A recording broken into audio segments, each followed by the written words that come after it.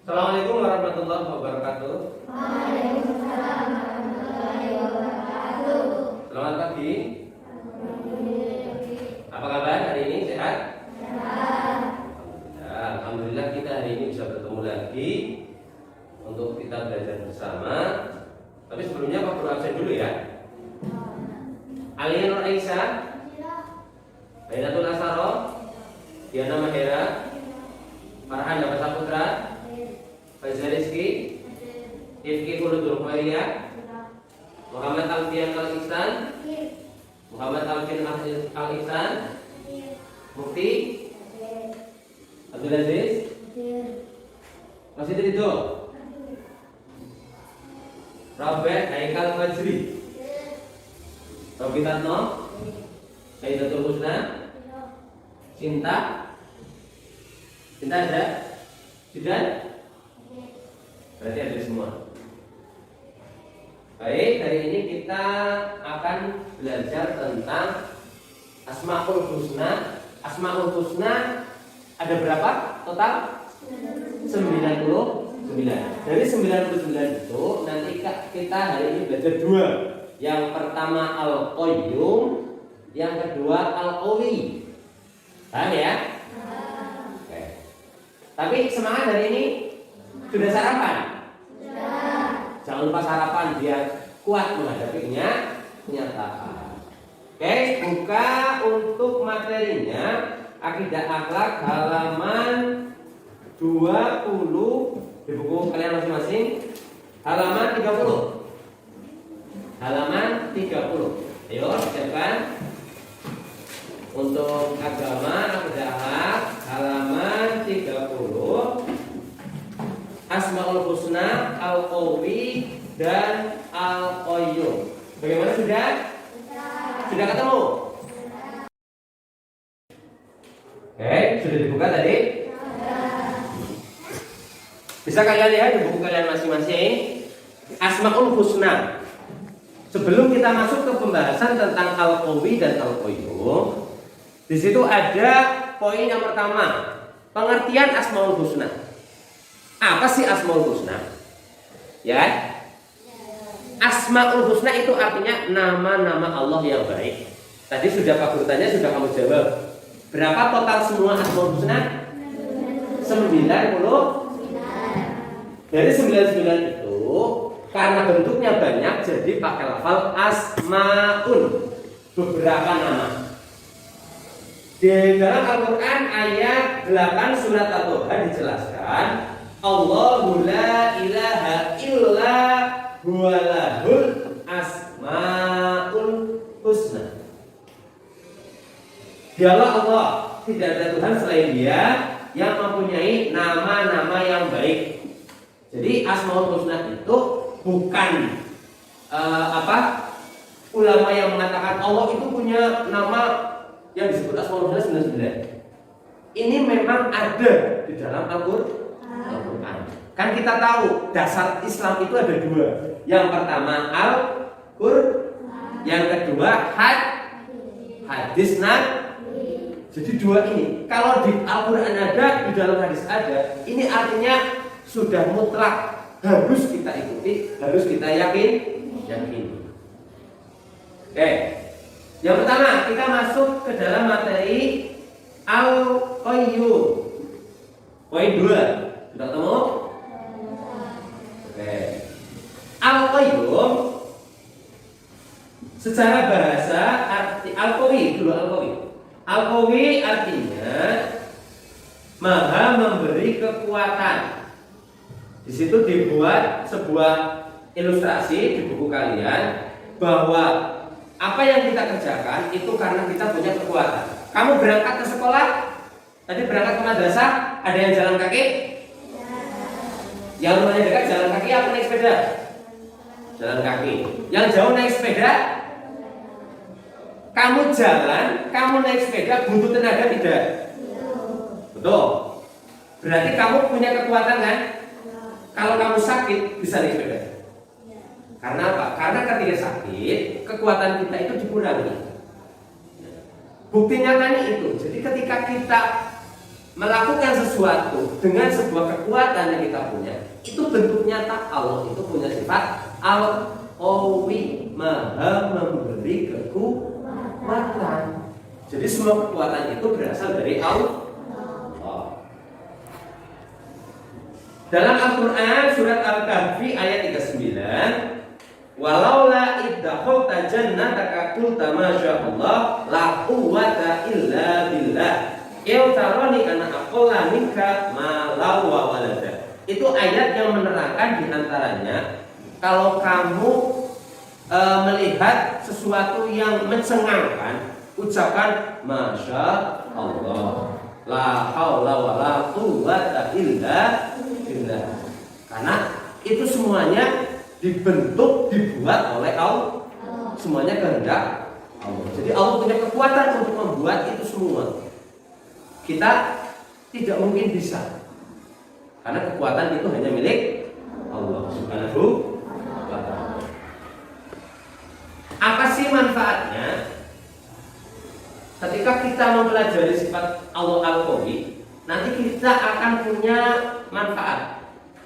Manfaatnya diantaranya yang pertama, kita itu akan punya sikap rendah hati. Tahu rendah hati? Apa? Artinya rendah? Apa rendah hati? Apa? Baik.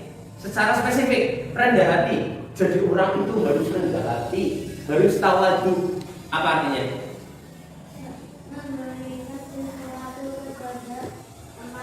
Memberikan sesuatu. Kalau memberikan sesuatu itu dermawan.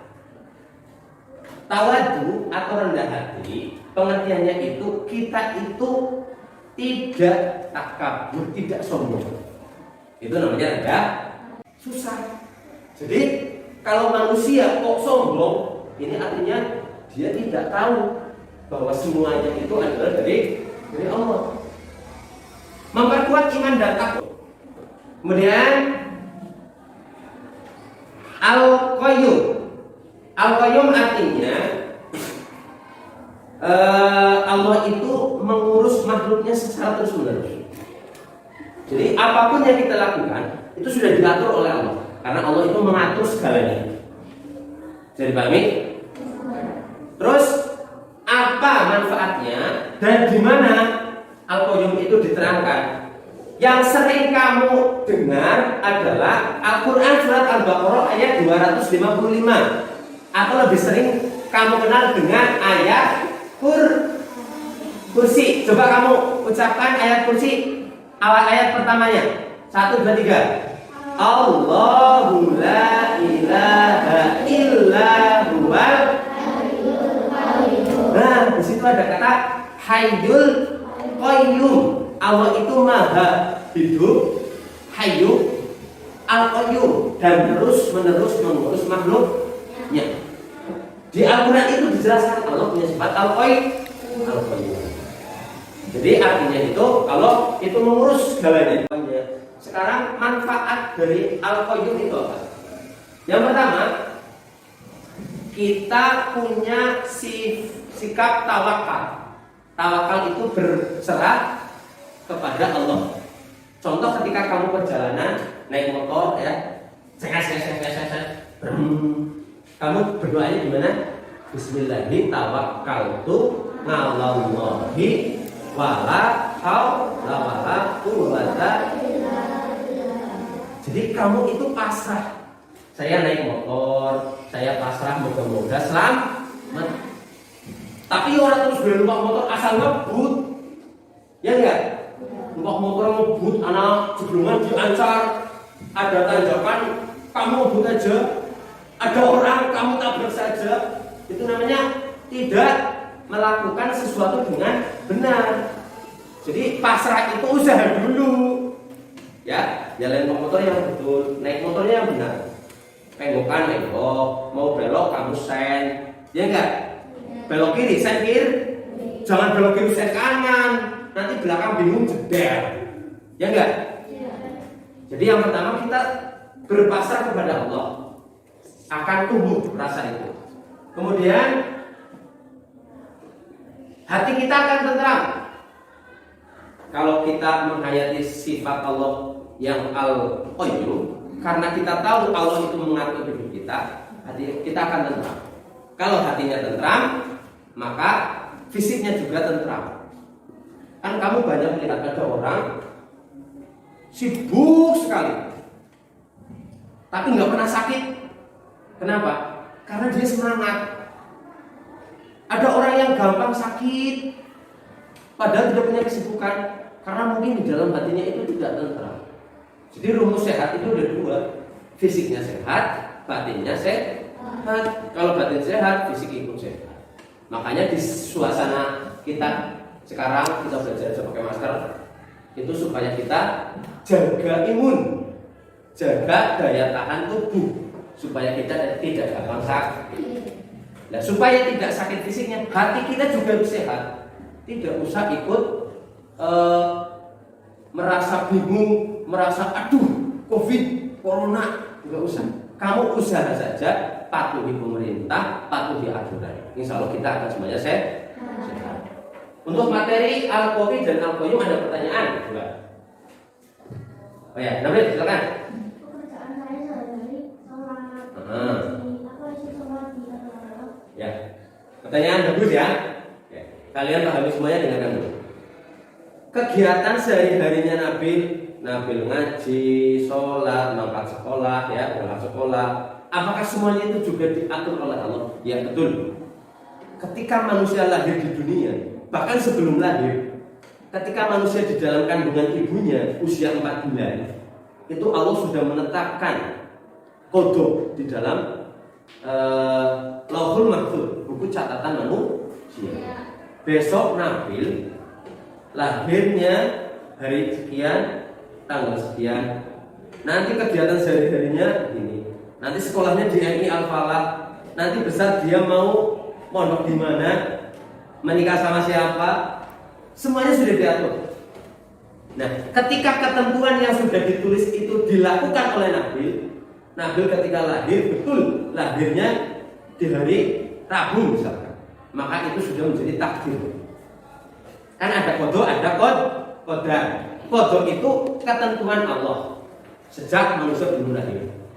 Nah, ketika sudah terlaksana, maka menjadi kodar, menjadi takdir.